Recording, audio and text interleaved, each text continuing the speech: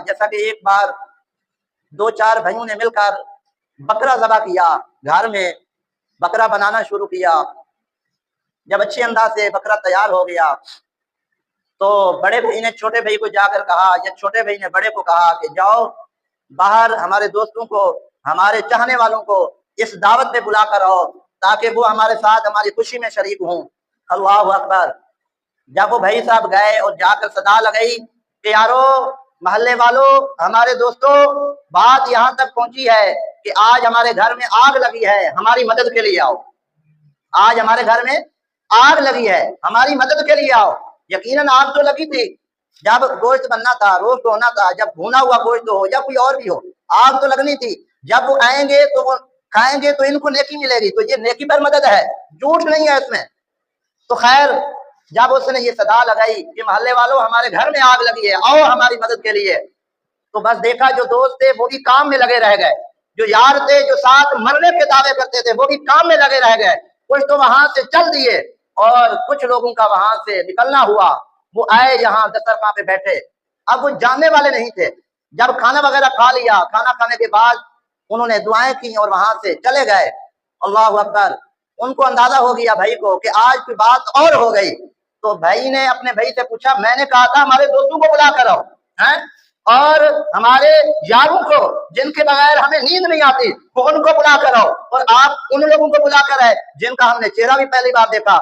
इन्होंने कहा, असल बात यूं है, मैंने खाने की तो दावत लफ्जों में दी नहीं थी, मैंने तो ऐलान ये किया था, मोहल्लेदारों, ऐ हमारे रिश्तेदारों, ऐ हमारे दोस्तों, हमारे घर में आग लगी है, इस आग को बुझाने पर हमारी मदद करो। तो जो तुम्हारे दोस्त थे वो काम में लग गए, ऐलान सुनने के बाद जो तुम्हारे रिश्तेदार थे वो अपने काम में लग गए। आए हैं तो वो मोहल्ले वाले आए हैं जिनको हमने कभी अपना दोस्त भी नहीं समझा था, कभी अपना रिश्तेदार भी नहीं समझा था और मोहल्लेदार भी नहीं समझा था। वो आए हैं और तुम्हारी इस दावत को खाकर तुम्हारे साथ नेकी भी कर गए हैं और तुम्हें नेकी का मौका भी फराहम कर गए हैं।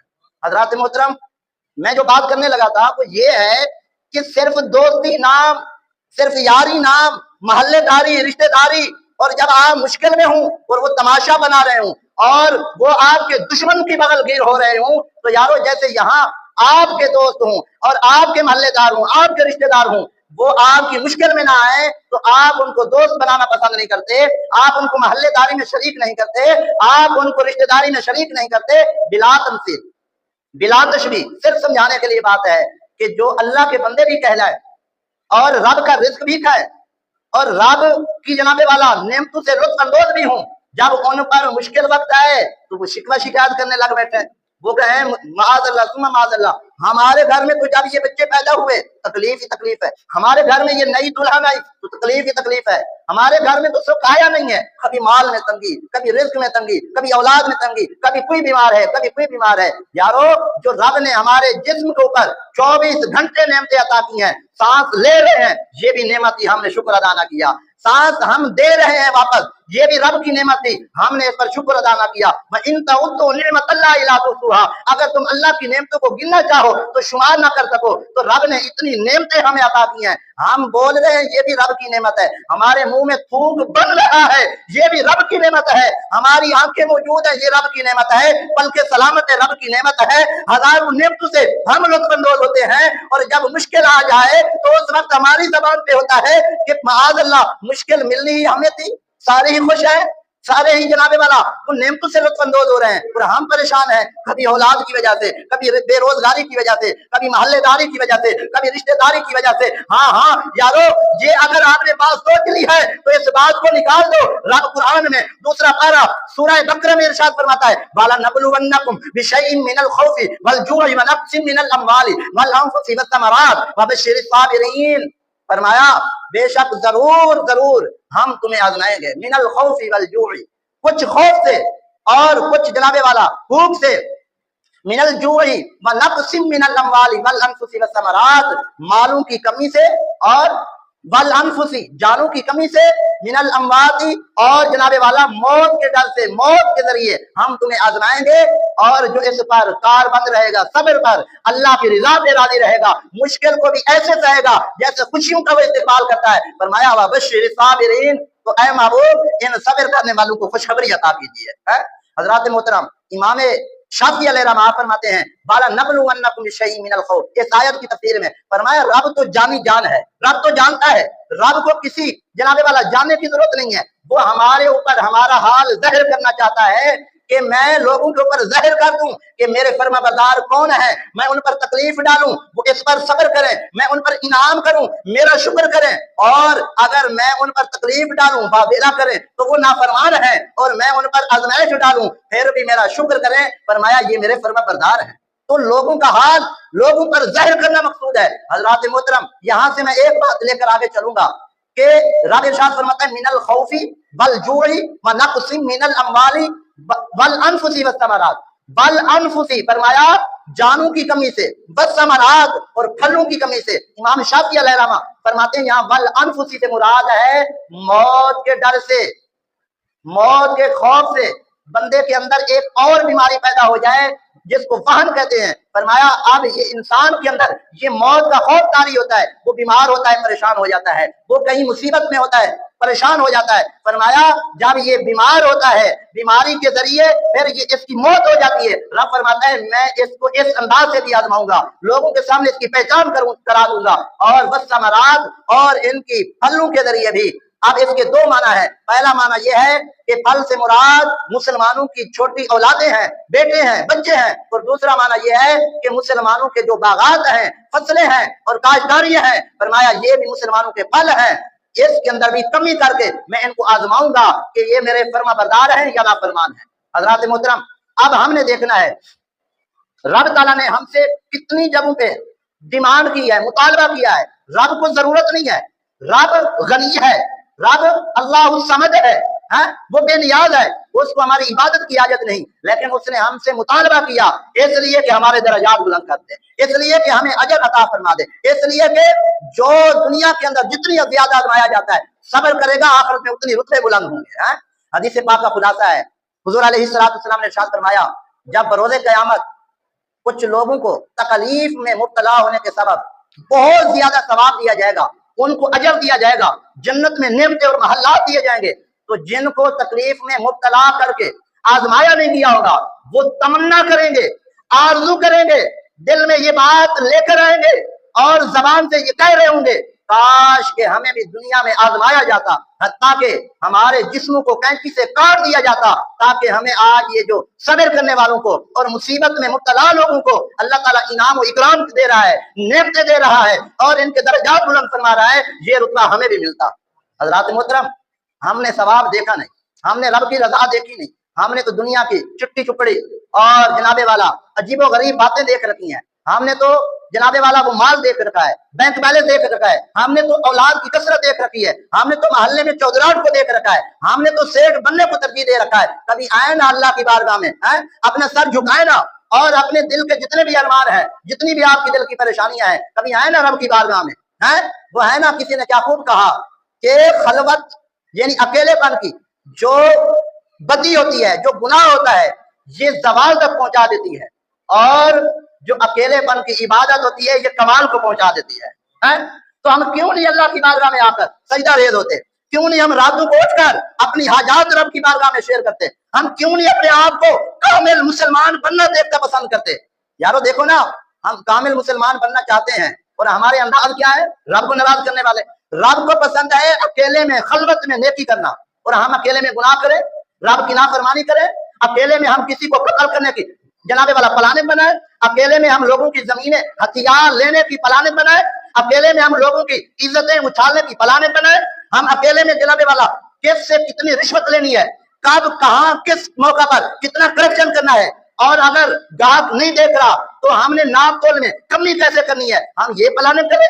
ये गुनाह है, ये खलवत के गुनाह है, चाहे आप मजमे में कर रहे हैं, ये सिर्फ आपका मेरा रब देख रहा है। तो याद रख लें, वो रब गुनाह देख कर भी पर्दे डालता है, और हम इतने बेवकूफ बेअकल हैं कि हम अपने गुनाहों का चर्चा खुद करते हैं। वो रब हमारे गुनाह छुपाता है, हम लोगों पर ज़ाहिर करते हैं। हम लोगों को धमकियां लगाकर, फोन करके, व्हाट्सएप करके, जनाबे वाला तुम धोखेबाज हो, तुम रिश्वतखोर हो, खैन हो, तुमने फलां काम किया, फलां काम किया। याद रख लें, जब हम किसी और को कह रहे हैं तुम फलां हो اور انگلی اٹھا کر اگر اشارہ کر رہے ہیں، نظریں اٹھا کر آپ بات کر رہے ہیں، گردن اکڑ کر جیسا کہ سریہ ہوتا ہے ایسے آپ بات کر رہے ہیں، تو اس وقت ایک انگلی اس طرف جا رہی ہوتی ہے، 3 انگلیاں آپ کو کہہ رہی ہوتی ہیں جناب تو کون ہے، تو اپنی اصلیت بتانا، تیری حیثیت کیا ہے، تو جب اکیلے ہوتا ہے کون کون سے گناہ کرتا ہے، تو اپنے دوستوں کے ساتھ بیٹھ کر کس کس بات کی پلانے کرتا ہے۔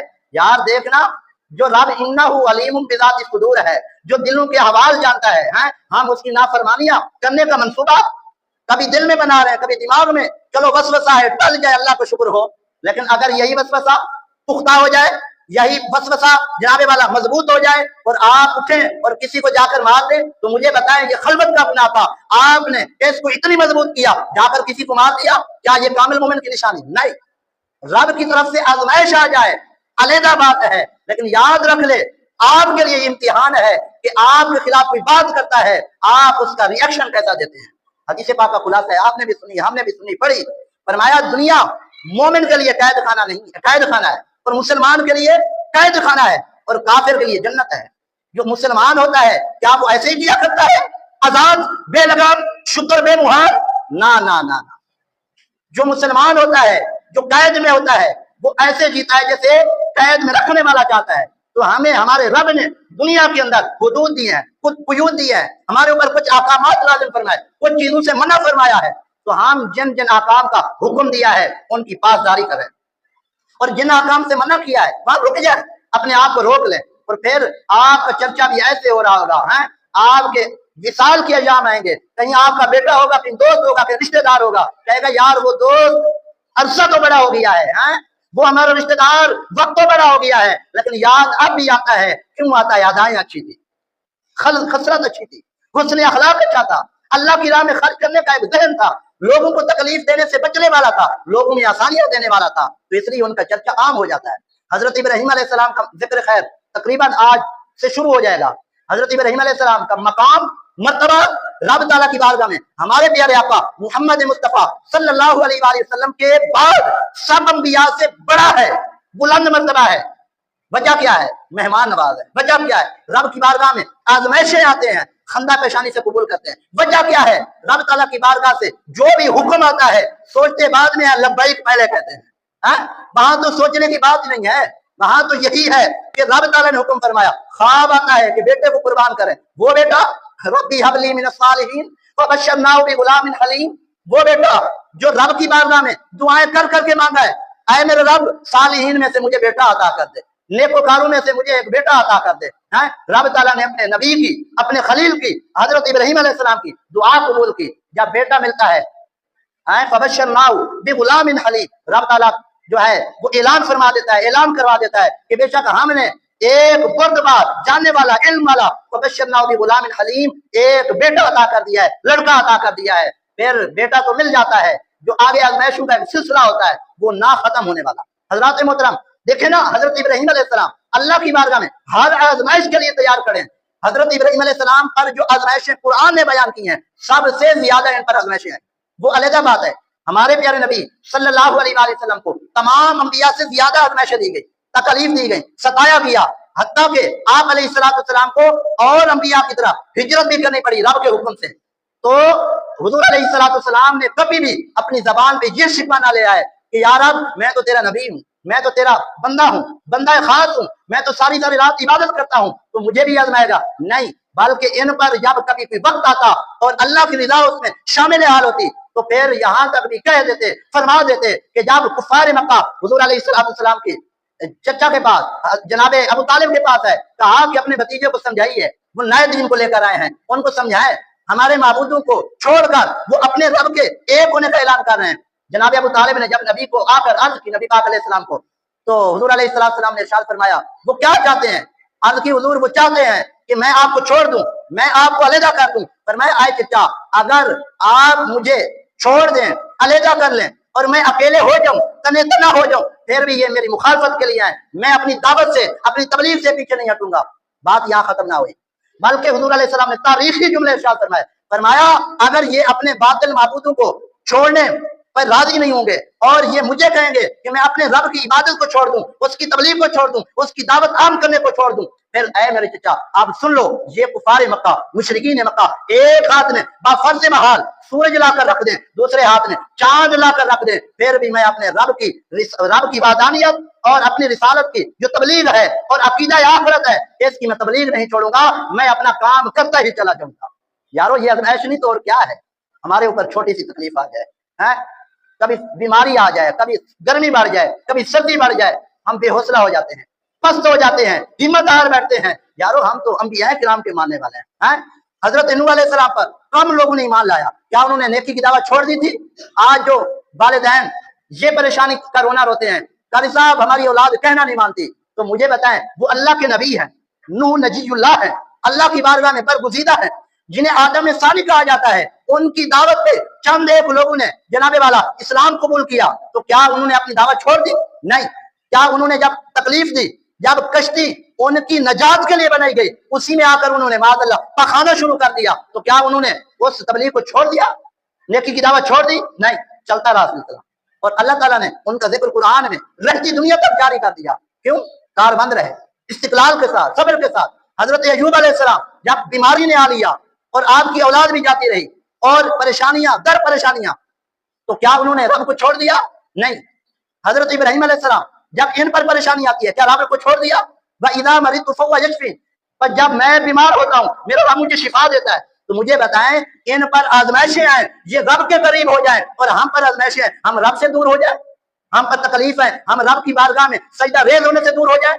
اور پھر یہ ایک بات اور نقطے کی کہ بعض لوگ آزمائشوں کو نام دیتے ہیں اس بات کا کہ جناب آزمائش آ گئی تو ہم رب کی بارگاہ میں نہیں جھکیں گے، اس نے کون سا انعام دیا؟ یہ کفر ہے۔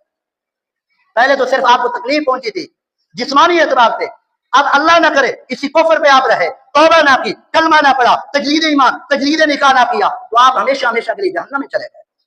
حالانکہ قرآن کہتا ہے کفار مشرکین مکہ فرمایا آفمن یضطر، کہ جب ان میں سے کوئی مجبور ہوتا، کوئی لاچار ہوتا، جناب والا محتاج ہوتا، تو مشرکین مکہ بھی رب کو پکارا کرتے۔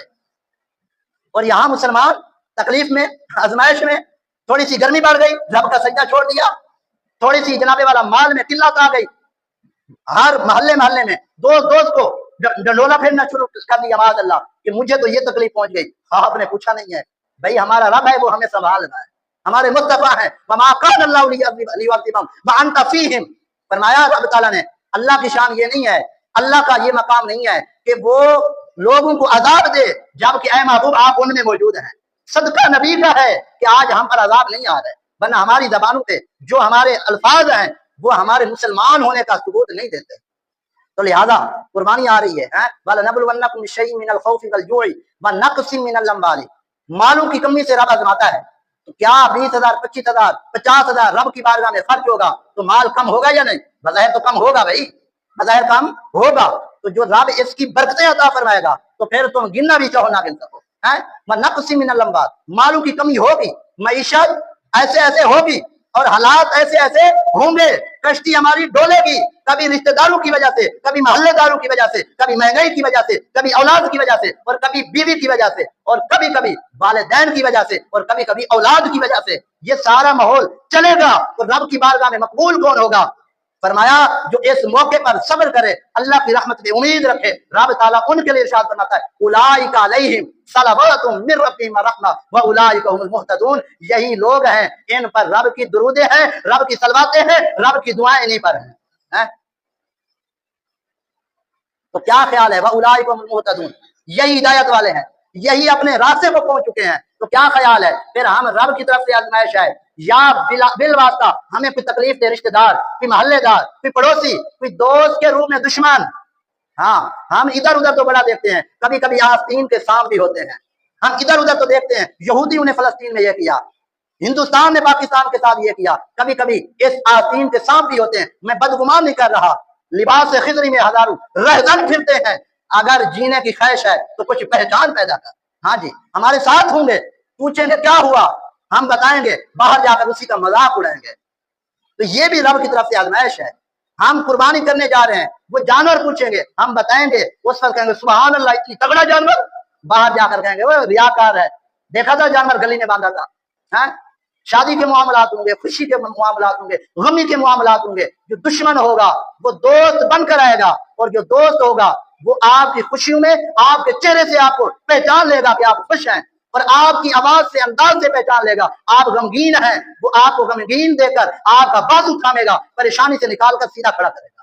ہم تو کیا کرتے ہیں، آزمائشیں تو ہیں، اسی لیے تو ٹاپک اٹھایا ہوا ہے، تکلیفیں تو ہیں، اس لیے تو بات ہو رہی ہے، لیکن ہم کیا کرتے ہیں، گرتی ہوئی دیوار کو ایک اور دھکا دو. کوئی پریشان ہے، کوئی لاچار ہے، تمہاری باری آئی، پنچایتیں بیٹھ رہی ہیں، تمہاری باری آئی، تم سارے رشتہ داروں کو بلا رہے ہو. جب ہم پریشان تھے، جب ہمیں آزمائش تھی، جب ہماری عزت لوٹی جا رہی تھی، جب ہماری جان لوٹی جا رہی تھی، تم کہاں تھے؟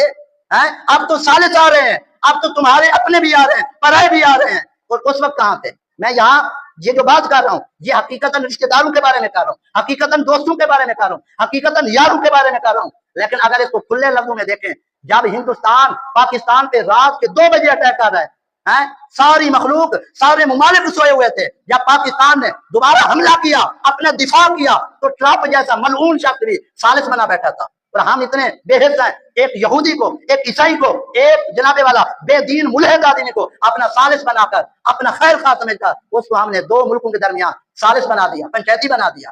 شاید ہو سکتا ہے بات کڑوی ہو، شاید ہو سکتا ہے یہ بات قبول نہ ہو، لیکن یاد رکھ لیں جو باتیں قبول نہیں ہوتی جب وہ سمجھ آتی ہیں اس وقت وہ افسوس بن چکی ہوتی ہے. تو اس لیے ہم ثالث کس کو بنائیں؟ قرآن اور نبی کا فرمان جس کو ثالث مانے اسی کو ثالث بنائیں. ہم اپنی مشکلوں میں ہوں تو ثالث بنایا جاتا ہے، جب کوئی اور مشکل میں ہو تو اس وقت ثالث کیوں نہیں بنایا جاتا؟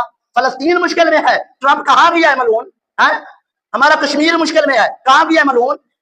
چند دن پہلے بلوچستان میں حملہ ہوا، یہ کیا بچوں کے اوپر جو ظلم ہوا ہے، اب ٹرمپ سویا ہوا ہے؟ تو پھر کہتے ہیں مولوی صاحب آپ تو بڑی غیرت کی باتیں کرتے ہیں لیکن آپ نکلتے نہیں ہو. بھائی بے حس حکمرانوں کے سامنے کیا نکلے؟ ہم روئیں تو کس کے سامنے روئیں؟ ہمارے جو رہنما تھے قافلہ لٹتا رہا وہ دیکھتے رہے. ہمیں اب ان محتاطوں سے شکوہ نہیں ہے، ہمیں ہے تو رہنماؤں سے ہے، لیکن ان سے شکوہ کریں تو ہماری سننے کا کون؟